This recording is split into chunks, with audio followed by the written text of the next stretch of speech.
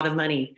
That's what they tell me. That's why I haven't spent any time trying to sell it, because I mean, talk about a big expense. It's like I have maybe $1,000 a month maintenance. But if I sell it, then I'm going to lose. If I sell it, then I'm going to lose $2.5 million. Right. And so have you ever rented out the property before? No.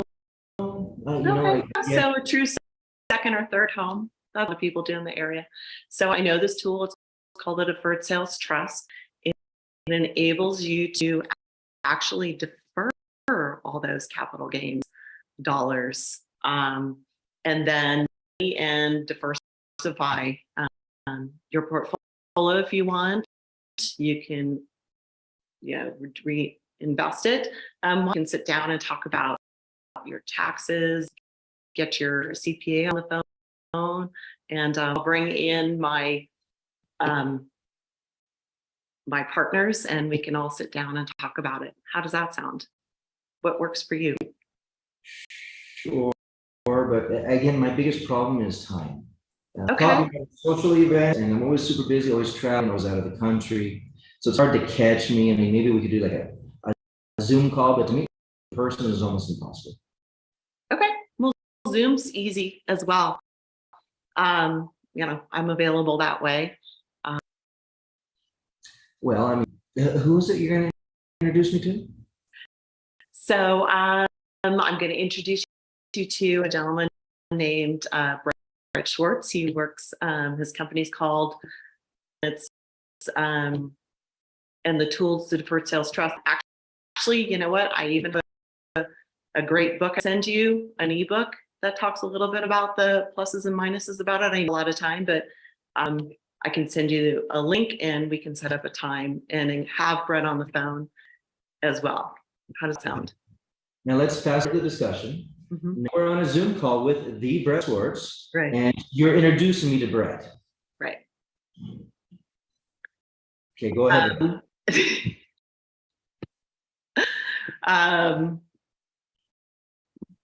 Jake, this is Brett Swarts. I've been working with Brett for a couple of years now. He is the guru of the deferred sales trust. Jake owns a home in the Tahoe area. It's valued at about $10,000. He purchased it for $5,000, so he's got $5,000 in capital gains. And got a few more zeros there. What? Not 10,000 and 5,000, but 10 million and 5 million. Yes, you're right. Yes, a few extra zeros there, right? And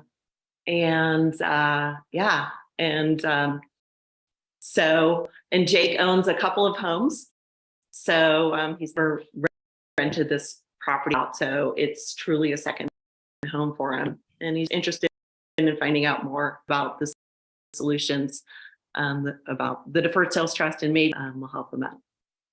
Because how I view things right now is I can keep paying the $1,000 a month in maintenance from home, or I can spend. I think of it as I'm spending $2.5 million in taxes if I sell it, and of course I would rather not incur that expense, because now I've got a $10 million asset that's going to fall down to $7.5 million if I have to pay taxes on it. And that just doesn't make sense to me. So I would need to go into depth on that too, and I'd already probably have emailed Brett and let him know a little bit about the information before we start. So, but yeah, I definitely need to work on my introductions and stuff. Oh, not a problem at all. Basically, casual conversation that people have, when they open up, they share, some of their concerns and worries and why they don't make decisions and things of that nature, which oftentimes they're just too busy. Not anyone that can tell them how. And they've never heard of the deferred sales trust before, or they say they have, but they're getting confused with something else. Right. Right. And then on the real estate side, I specialize in taking care of to get their second home, their third home ready, so that they don't even have to do much on their end, and just get it ready as well. So I always hear that they don't have enough time. What am I going to do with everything?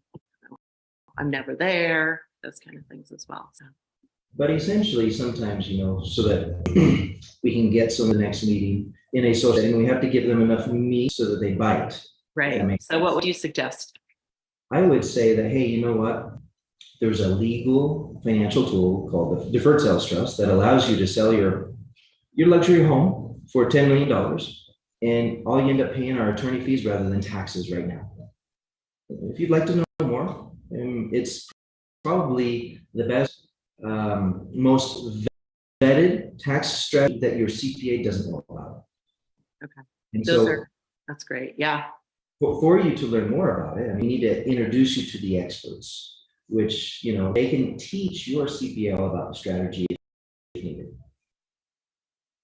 Yeah, that's great. Yeah.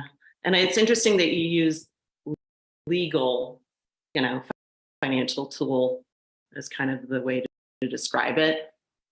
I mean, if I don't use those terms, do you think they're thinking I've come up with some crazy idea? I don't know. Whispering in your ear, say, hey, I know a trick. And they might start shying away from you and just kind of going over something, thinking that this trick is not. But Rebecca, you're like one of the most professional people anybody would ever meet. You come across very eloquent and very, very, one way of saying it is very kind, right? Very kind, very dear, but also I think that of you, but it's also very helpful that you're expressing things in the terms that also give additional comfort, such as this is legal, this is vetted, your CPA can teach your CPA all about it so that your most trusted advisors can give you a head nod after we explain it to you and them. Well, that makes perfect sense. We got Brett Swarts back in the house. Can you hear me? We can. You're very muffled. You're like far away, but we can hear you. Let me see if this make any difference here. I think It does, yeah. Okay, hopefully that helps a little bit. I had technical difficulties all morning, the Wi-Fi and everything else. So we'll see how this holds up. So looks like we're recording this, right? So that's a good thing. Absolutely. We actually just went through a hypothetical scenario where I'm the proud owner of various houses in the Lake Tahoe area. And, I'm never there. I've been there 2 weeks out of the last 12 months. And I'm just, it's annoying because I'm paying $1,000 every month for maintenance, but at the same time, I'm not willing to pull the trigger and pay $2.5 million in taxes. So Rebecca was presenting to me an idea that I meet with people, the people that she knows, the audience, some of the things that she would bring up in order for there to be enough meat on the bone for me to bite. Now, yeah. So I have a quick question for you. It's a technical question. I always forget the answer on this one. So Jake, you bought the 10, right? The gain is still, it's 5 million on the property, which is pretty realistic in the area. That if you didn't get a loan for your first 5 million, the capital gains is still only going to be based on the 5 million gain. You, the owner, get to pocket that extra 5 million. I know it's because there's no debt on the property, I guess is my. Yeah, so right now there might not be any debt, but I have basis. Right. And so whether basis comes because I got a loan and I then paid off the loan, or I paid it all down at once, or what have you. Right. My basis is still established as my basis and doesn't change unless I make improvements or unless I take depreciation, which on a primary home people don't do. Mm-hmm. And I mentioned that I haven't made any improvements. I was just making the math simple. So when you say get to pocket it, like I do get to receive the return of my principal, the return of my capital, or the return of my basis. Right. Without taxes. Yep. And it depends on when you take it to, Rebecca, right? So cash out refi prior to the close up into your basis, you can get that money out tax free and also save you on the DST. So we have a deal working on now for this exact scenario. They have really no debt. They have some basis left and they want to buy that primary home. They want to move out of California, right? Value of the house is about 1.5. They bought it for like 125,000, something like 20 years ago. 30 years ago. something like that. Yeah. And their basis with the 121 exclusive is something around 1,000. So they can do a cash out refi or a HELOC up to the 800 at first. It needs to be separate from the close of escrow, right? Right. Get that cash into their bank account, then sell the asset, have the buyer pay off the debt, right? We'll have the trust in between, right? So the promissory note will be for the difference of what the net proceeds are. But in that scenario, they've got the cash out to go buy, or at least have a down payment for the price, right? Then they can still defer capital gains tax. The key is understanding what's the adjusted basis, what's the debt, right? And then obviously what's the sales price, and then doing it in the correct order to make sure that everything's lined up perfectly. It's not something where at the close of escrow, you could say, hey, yeah, I want my 800,000, my 121 exclusion and my plus my improvements plus what I bought it for. Doesn't work that way. If the closing statement says that you paid off X amount of debt at closing, and let's put it this way, in excess of your basis and or took cash at closing, then it's considered basically constructive receipt. But if we do a cash out refi that's separate from the close of escrow, you can still pay off the debt at closing as long as it's not above your adjusted basis.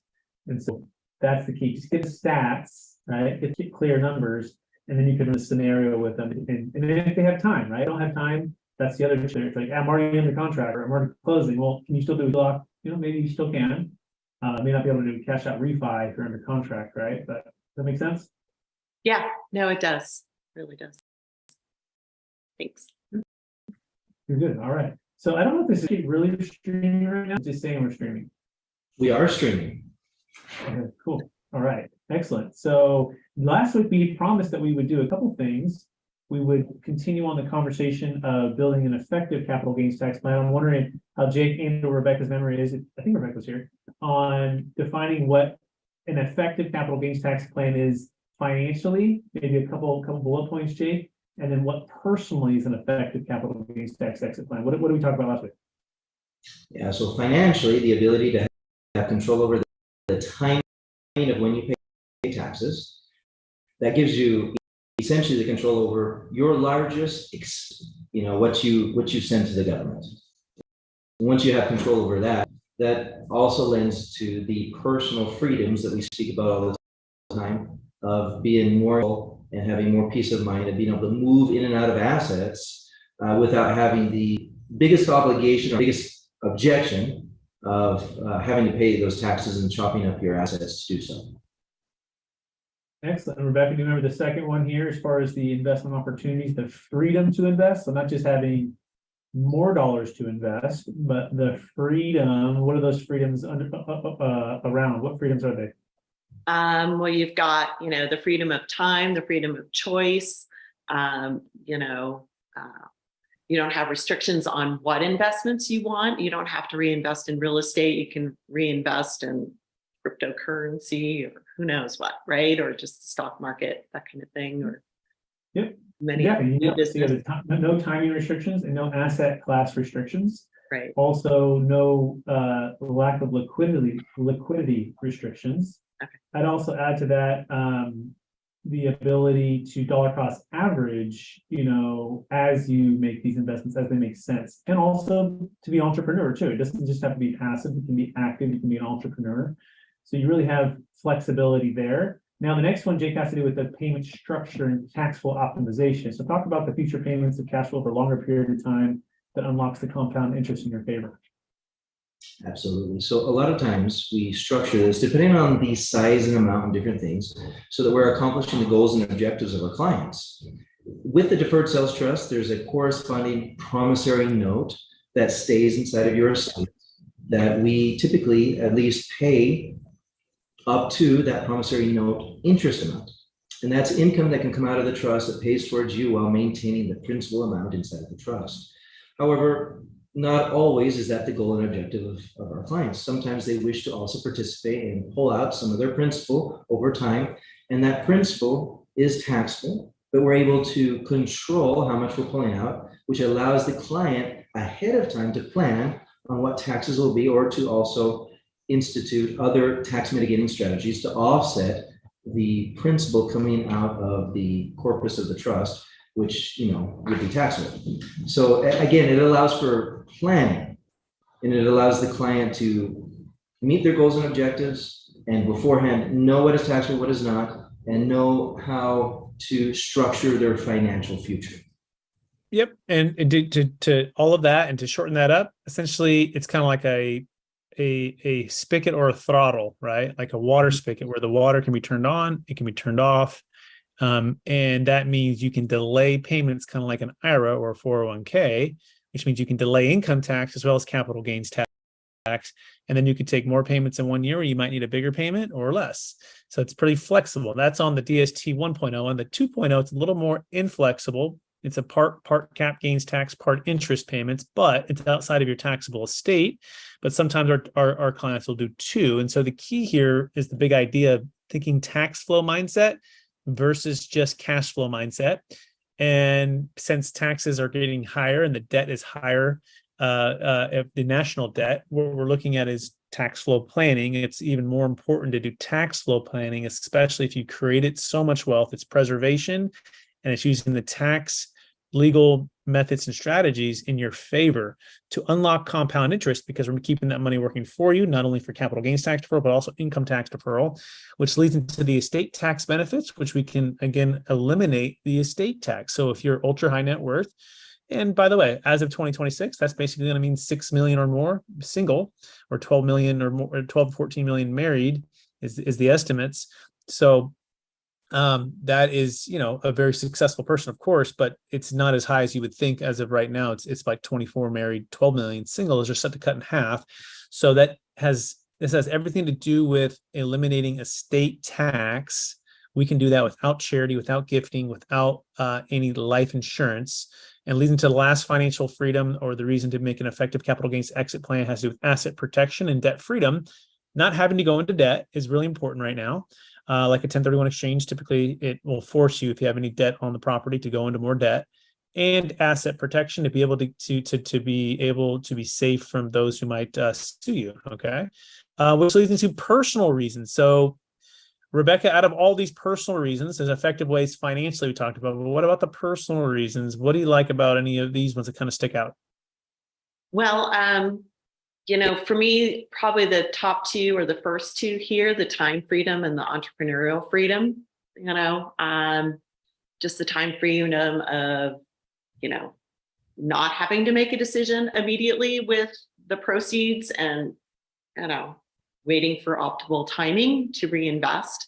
And that leads kind of to the second one of the entrepreneurial freedom. For me, reinvesting is reinvesting in maybe another business. I think I'm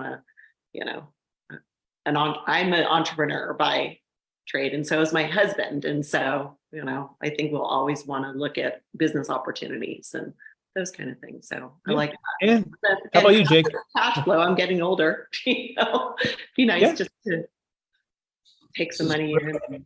If we go back to the example, the role play that we did here with Rebecca, my biggest thing is I didn't want to lose $2.5 million right now. Right. My biggest thing is, hey, I'm paying $1,000 a month in property management fees and things of that nature, somebody to go and water my plants, what have you. And I have no other reason for keeping my house other than I don't want to give the government $2.5 million right now. Right. So that would provide me with some financial freedom, as well as just good economic astuteness in not keeping or maintaining a property that I don't want, that I'm never there, everything else. But at the same time, I'm only going to be paying attorney fees rather than taxes on the sale of the home. Yep, absolutely. Yeah. So you can be passive or active. You can be retired or entrepreneurial.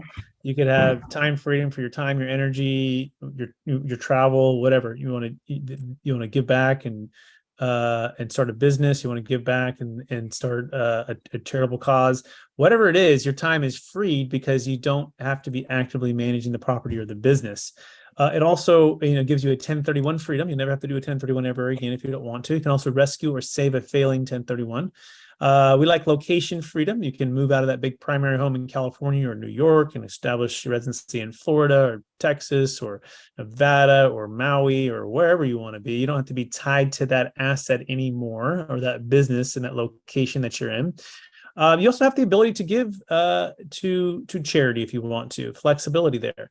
You have estate planning flexibility so that your children don't have to argue about, who and what's going to be sold when after your passing. You can do it all right now. They have it all simplified, and cash flow can go out to each individual child according to your wishes and your living trust. You can also separate partnerships. The 1031 exchange typically means everyone must go together.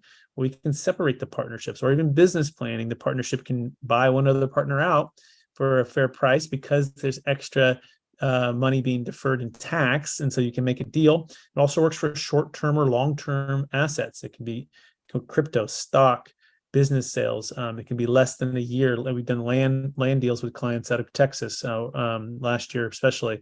So that's some of the financial and the personal reasons. And remember what we said last week. It's really the most effective capital gains exit plan is the one that gives you, combines both financial and personal freedoms. And be able to create the impact that you desire, right? For your family, for the causes you believe in most. And it gives you the flexibility to do all of that or some of that. It gives you the ability to adjust. If there's one thing that COVID has taught us, even this real estate and or stock market, is the ability to be nimble and flexible with planning and execution is so important. The deferred sales trust allows you to have that. So we want you to consider the deferred sales trust. And some of the stats are staggering: $84 trillion for baby boomers in the next 20 years or so. And there's 77 million in the US alone, and that's $84 trillion worth of assets that's going to pass to millennials or their children. There's about 10,000 baby boomers turning 65 every single year, and 50% of the total net worth is in the US is in commercial real estate, businesses, and primary homes, illiquid assets that are highly appreciated. Again, the deferred sales trust works for all of these different types of assets, whether it's an LLC, whether it's an S Corp, whether it's a C Corp. You're selling a car dealership, you're a dentist, you're selling a private practice, you're an optometrist, you're a cryptocurrency millionaire or billionaire, you're a investment real estate expert and syndicator or GP or LP. It works for any asset of any kind, as long as it has $1 million net proceeds, $1 million gain. And so we went through who this was not for. We covered a lot of this last week, the benefits, some of the freedoms. This is just a quick snapshot of, I say us meaning, capital gains tax solutions, strategic tax solutions, working with Jake and I and Rebecca. You have an opportunity to have all kinds of flexibility with all assets at any time, outside taxable state, liquidity, new depreciation schedule, them being the deferred sale, the 1031 exchange, which we still do, by the way. We're brokers. We love 1031s when it makes sense. But you have to have a lot of things that make sense. What are those things? You have to be okay with just investment real estate because it only works for investment real estate. You have to be okay with the timing being restricted, 45 days to identify, 180 days to close. You have to be okay with inside of your taxable estate, meaning you don't have an estate tax issue. You have to be okay with the asset and the equity not being liquid. By definition, that is what commercial real estate and real estate is. And an old depreciation schedule. Oh, by the way, can you still buy real estate with a trust? Yes. With a new depreciation schedule, yes. And so we actually think that, the majority of the time, if not, 90+% of the time, it's always better to do a deferred sales trust unless you literally have everything on the right side, is not an issue for you. And sometimes that's the case, and great. Do a 1031. It's definitely much cheaper, but that's just a quick snapshot of us versus them. Some close stories. This always helps to bring it to life. This is David Sloan, client of mine. He exited about $120 million worth of assets across 5 different multifamily properties where he was the GP, general partner, and deferred all of his tax, and then was able to reinvest with the funds back into his own deals at any time. He told his whole story on YouTube. This is Dave Levinson. For him, he was looking to be really retired. He's been doing this for over 30-something plus years, hundreds of property exits, and he used this to save the deferred sales trust to save the 1031 and really kind of get his time back and his ability to be retired and truly be passive. This is Dharma. We did it for short-term land exits out of Texas, multiple exits where he held it for less than a year. Would have been ordinary income tax, but he was able to defer all of that using the DST. Stormy and her husband, Jeremy, did it with her Airbnb exits. And for them, they just wanted to relocate because the Airbnb place that they were once renting and owning, they got new restrictions in the community, and that kind of just shut it down. And so they're like, eh. So they just sold the house to a normal buyer. Then they reinvested the funds with the trust back into another Airbnb in a different location that was suitable. Here's another client. He exited a $17 million business sale out of Sacramento. His biggest freedom he wanted personally, besides the financial 40% extra that's in the trust working for him, was the ability to have, location freedom. He wants to move out of California. He wants to, be a little more passive in the business, and he really wants to be the ability to travel more. And so that's where he's looking at Tennessee or Florida to move. Another client named Shay, he was an entrepreneurial freedom dream, which was to sell a business and then start an entrepreneurial real estate development multifamily business, which he was able to do with the trust. And the list keep going on and on. We have clients across the country for sales of primary homes, businesses, cryptocurrency. Yes. And so some of you might be wondering how this whole thing works, and kind of curious why my slides aren't quite loading everywhere. Here we go. But, want to walk through this. Jake, you ready to walk through this? Do it. All right, so we got these assets to sell. In fact, see these billboards? This is in Sacramento, next to the Golden One Arena. This is my client. These are his billboards, these digital billboards. So we'll use his deal as an example, a $17 million part of his exit, 40% of tax, Jake. And so, Jake, if he's selling these assets to the trust, and the trust is giving him a promissory note, making payments for time, and he hasn't received any cash at closing, do you see how this would be, no constructive receipt? He's in a tax deferred state. Absolutely. So, obviously, the trust has its own investments, and the trust is its own entity, right? He retains in his estate the same amount or the same value. It's just been an exchange. Whatever the asset was moved into the trust, but he retains the promissory note or an IOU for that asset in his own hands. But he never receives the proceeds from the sale, so it doesn't ever touch him. Yep, exactly. Just like a 1031, Rebecca, you see that if the funds would have been sent to a 1031 qualified intermediary, third party unrelated to him, where it's not in his own hands or his own bank account, it's in a deferral state, right, until he moves into another property or asset, or real estate. It has to be real estate. But in this scenario, we don't have to do that. Do you see how this works, Rebecca, on that first part of it? He just sells it to the trust and he gets a promissory note back. Right. And I love the language that you're using, like the exchange language. It actually mirrors the 1031 exchange. Yeah. In fact, most people don't know this, but the 1031 exchange is based upon IRC 453, which is an installment sale. If you think about it, it's sort of just like an installment sale. If you really think through it, the foundation of it is based upon that. Few more rules, right? Few more regulations, but the seller carryback is very well known. So this trustee, by the way, it's our company, Capital Gains Tax Solutions. We're the third-party trustee. So we're in the business of buying your asset, right, before it sells to the ultimate buyer, all in basically most of the time one escrow. And essentially the trust then sells it to the third-party buyer. And the buyer puts the cash into the trust because it bought it from the trust. And the buyer goes away. He has title. He's gone. And the trust owes all the money back to the seller. So let's do the $17 million example. 17 million is sold into the trust. The trust turns around and sells it for 17 million. And since it bought and sold for the same price, the trust has no gain.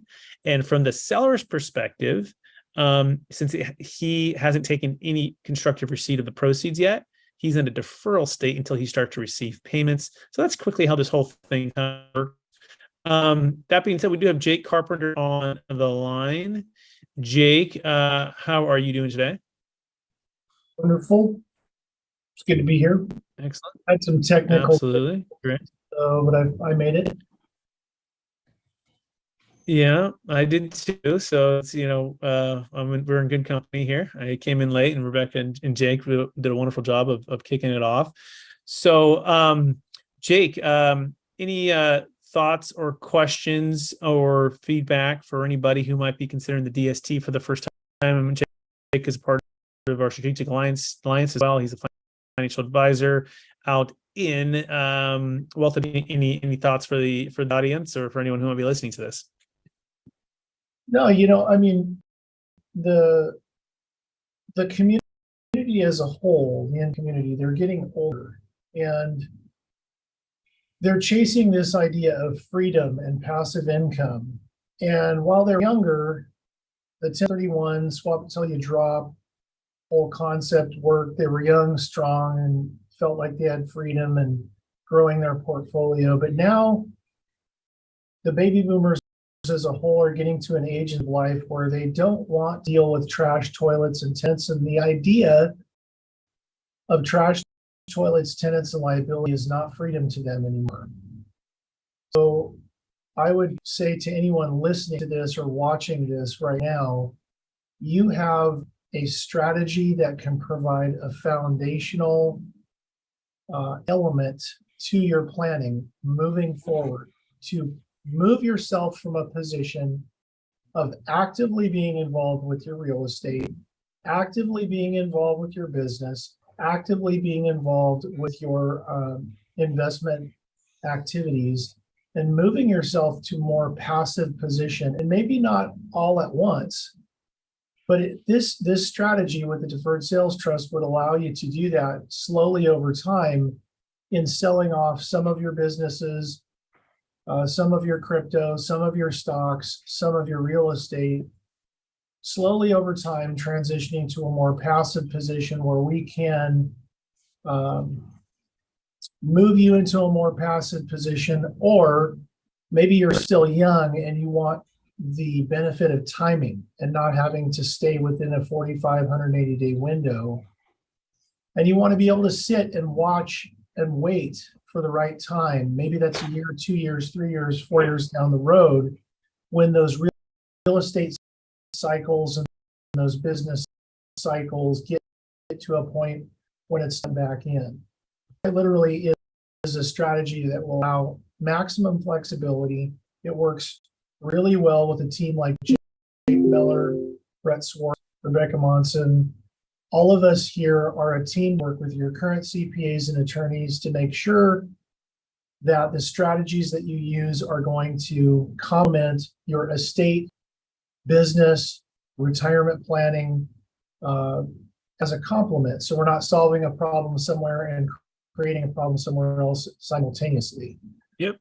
Very well said. And it's all of that with lifetime audit defense, a perfect track record, thousands of closes over 27 years, billions of assets used with the deferred sales trust, state and federal audits, all no change, no findings, never had a change or a finding, still batting 1,000, continues to work until it doesn't work. And it's great. It's really an amazing strategy. That being said, I do want to open up for questions for anyone else.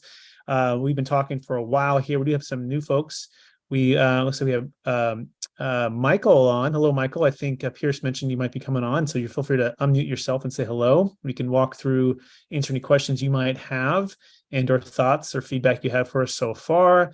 Looks like we have Maria. I think Maria's been here before. Of course, there's Rebecca. We're a little bit lighter today. Usually we're about 10 to 12, but that's all good. It's always great to continue to show up. So, Michael, any thoughts or questions? You can unmute and say hello. Yeah, hi guys. Thanks for having me.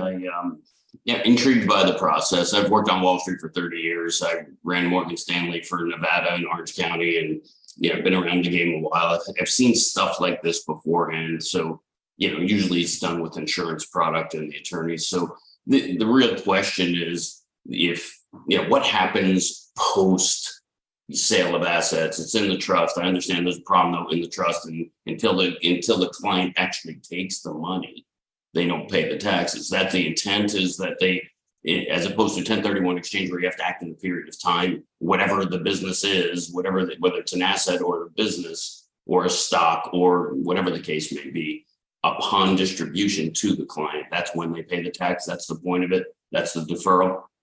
Yes, sir. You nailed it, right? So think of it like an IRA or 401k, Michael, right? When do they pay the tax or when is it taxed, right? Well, it grows income tax deferred and capital gains tax deferred until they start taking required minimum distribution or they take some kind of distribution, right?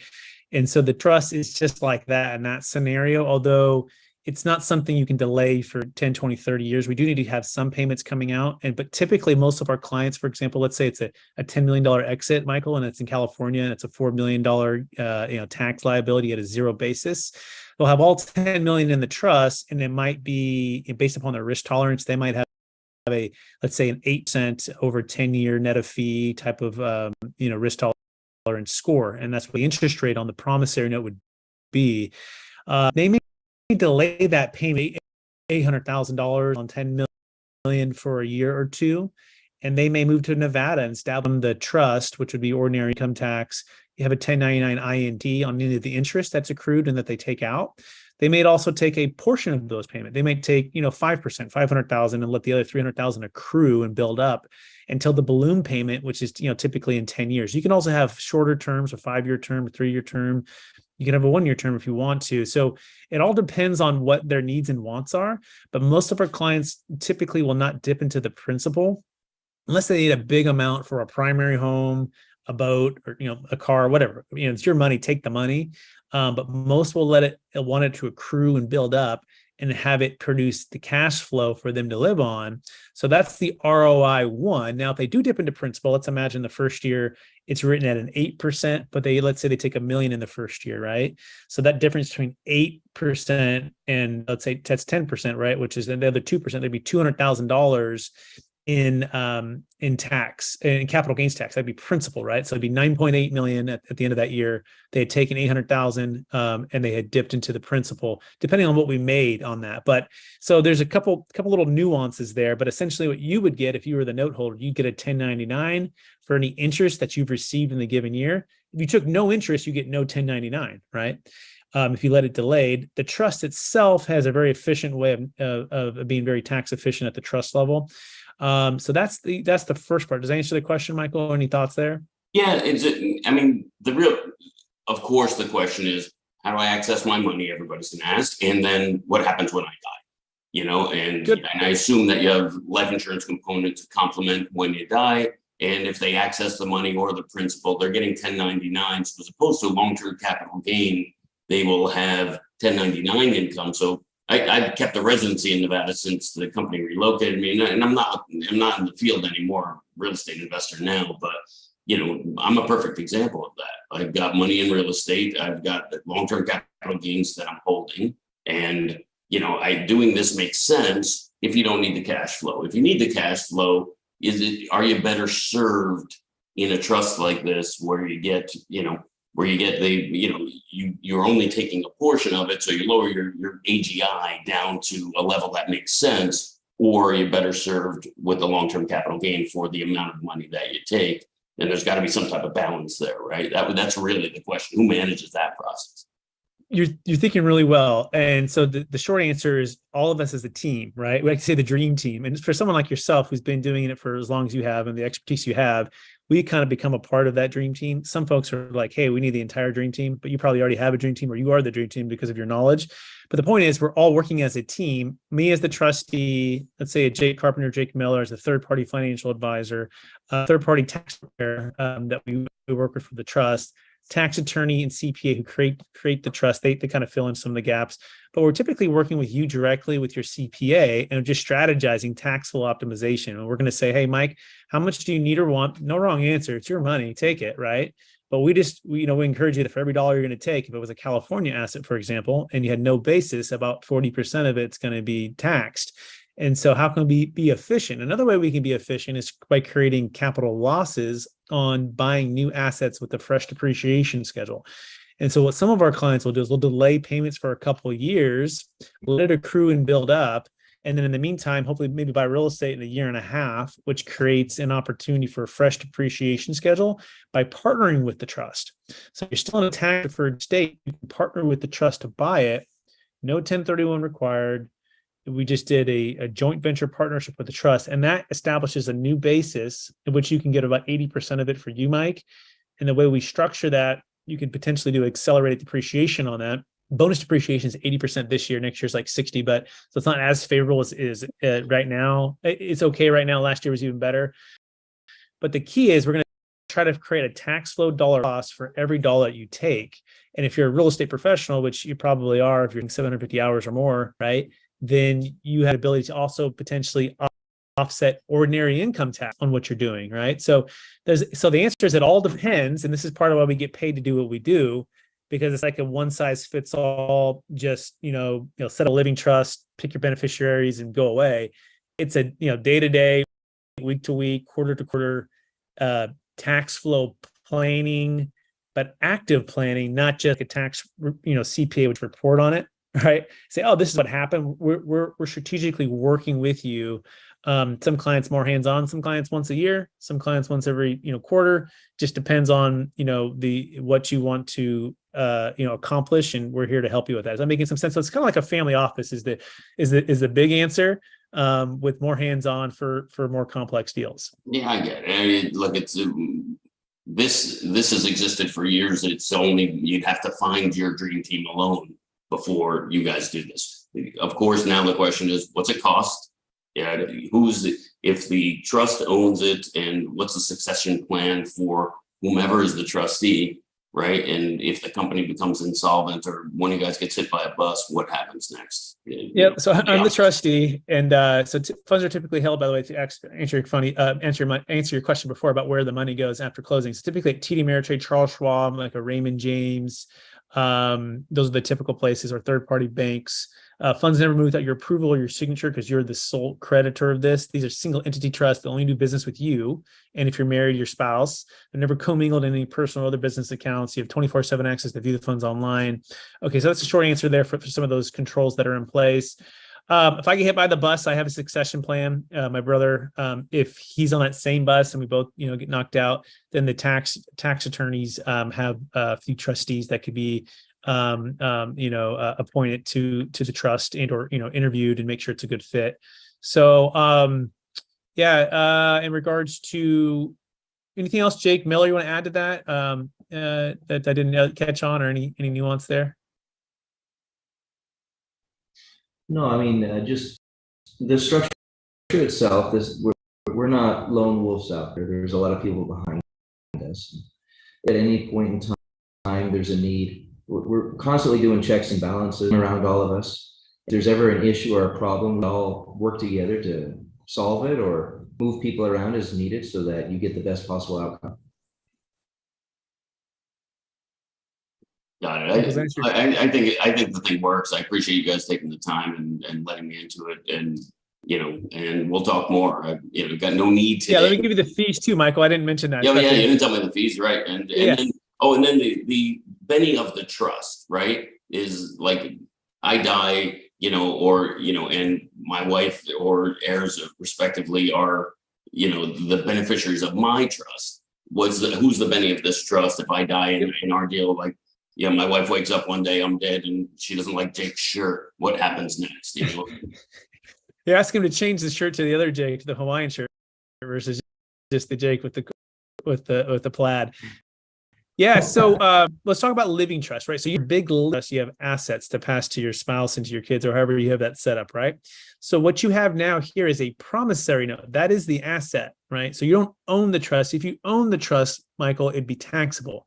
So Capital Gains Tax Solutions is the sole shareholder, to be really technical about this, but it owes you all the money, right? And it won't invest or move the money without your approval. So you have all the rights and protections of a lender, right? And so, but if you owned it, you just sold it to yourself, it's taxable. And so it's sort of like a 1031. You don't own the 1031 company, you send the funds there until a later date. Think of it like a long-term 1031 that owes you the money plus a rate of return, but nothing moves without your approval or your signature. So if you die and you have in your living trust the money to pass, to your spouse, the money goes to your spouse, and you both die, you can pass it to the kids. And so the promissory note itself, there's no stepped up basis.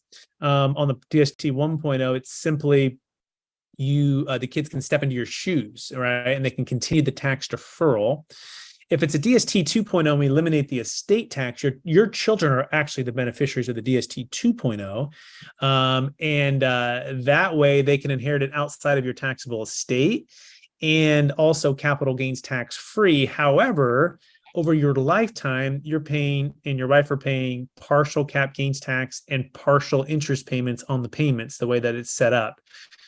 So there's some nuance, which means sometimes our clients have two trusts. 1.0 for the maximum flexibility during their lifetime, right? They'd kind of turn on and turn off and have that flexibility. And then the second one for estate planning, to eliminate that estate tax and have the kids be the beneficiaries. And so they both have their place, and we would map that out based upon your unique fact pattern. To answer the question on fees are pretty simple. There's really two sets of fees, okay? Let's say it's $1 million asset sale, right? You're selling a gas station for $1 million tomorrow. It's a one-time fee for $15,000 to the tax attorney. covers lifetime auto defense. Simple. In other words, it's 1.5% on the first million. If it were a $2 million asset sale, it would be 1.25 on anything above $1 million. So it'd be 15,000 on the first million, and then let's say it was 2 million, it'd be 12,500 on the second million. So combined, I think like what 20, it's like 27,500, something like that. I think, yeah. So that's how that fee would go one time. Now, the second fee would be for Jake Carpenter and Jake Miller and I, kind of whoever the financial advisor is with the trustee combined. It's about 1.5% to 2% on the AUM. So whatever net proceeds into the trust after closing costs, debt paid off. So let's say $1 million hits the account. It's about 15 to 20,000 on a recurring basis. Okay. However, our goal is to net typically 6 to 9% compounding rate of return net of those recurring fees over any 10-year period of time. Not a guarantee. We have to go make the investments. That's the first ROI. That's the first set of fees. Any questions on that, Michael? I understand that completely. That the IRA model is exactly that. Is there a cap on the asset liquidation section? So you have a 1.5 million on the first million, 1.2 on the second million. If it's a $30 million deal, is it all 1.2 blended with the 1.5 the first million? Good question. Depending on the size and complexity of the deal, right? The tax attorneys will look at that and determine, you have to talk to them about it. In regards to us, obviously, as the AUM goes higher, our fees go lower. I'm just trying to keep it simple at a 1 million. It's scale and everything, it's scale. So, yeah, exactly. So we'll talk, and as it gets above, the $20 million mark, it's negotiable, and we go through it and work with you. So, the key on top of that is what I always say is, and I made a couple of videos on this, how to make the DST an investment, not an expense. Most people, when they first look at this, they think it's just, okay, I'm deferring the 40%, and I might be eliminating the 40%, which are huge, but that's the estate tax and deferring the capital gains tax. We talked about the income tax deferral and or establishing residency in a new state. Sounds like you're already in Nevada, so you're already in good shape there. The last thing would be the ability to get a new depreciation schedule and get the majority of the upside on any future real estate deals that you structure. And so where it could be 100% upside, and you can structure it to get 80 to 98% of the upside, with the trust being the silent joint venture partner. So there's some complexity to this, but we'll map it out for you. I'm up against the top of the hour. I've got a call I've got to jump on. I want to thank everybody. I want to encourage everyone. And Michael, we can set up a time to dive into your scenario. These are great questions and thoughts. If you want to get in touch with me, you can go to capitalgainstaxsolutions.com. You can schedule a free, no cost consultation with myself or one of my team members. If you have $1 million net proceeds, $1 million gain is the minimum size deal. You can also check out the new book, Building a Capital Gains Tax Exit Plan. It's on Amazon. Kevin Harrington from Shark Tank is in the book. And we also have the Jake Miller, who's on the call here in the book as well. Pretty cool. But Jake, if people want to find you, Jake Miller, we'll start, and then Carpenter, then Rebecca. Where can they find you, Jake? Absolutely. We have a website. We actually have two: alphacapital.com, as well as strategictaxsolutions.com. On either website, you can book an appointment with a member of my team.